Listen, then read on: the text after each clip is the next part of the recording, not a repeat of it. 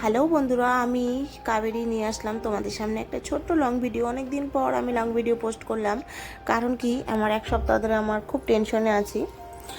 আর টেনশনটার কারণ হচ্ছে এটাই যে আমি ভাড়া বাড়িতে থাকি, তোমরা সকলেই জানো।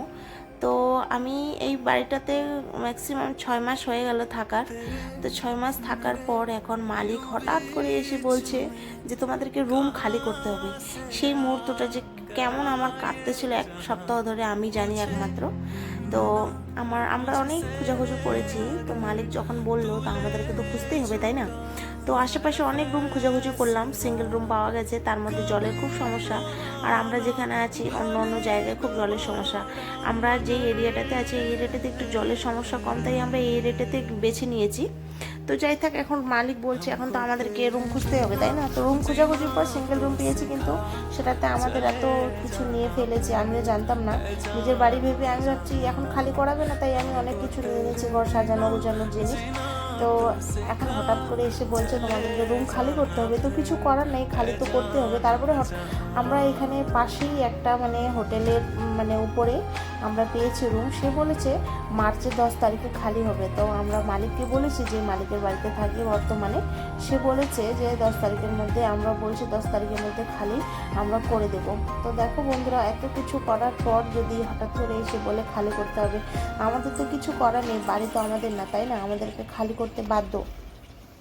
তো যাই থাক, খুব টেনশনে আছে বন্ধুরা, তাই তোমাদের সাথে কোনো লং ভিডিও পোস্ট করতে পারছি না।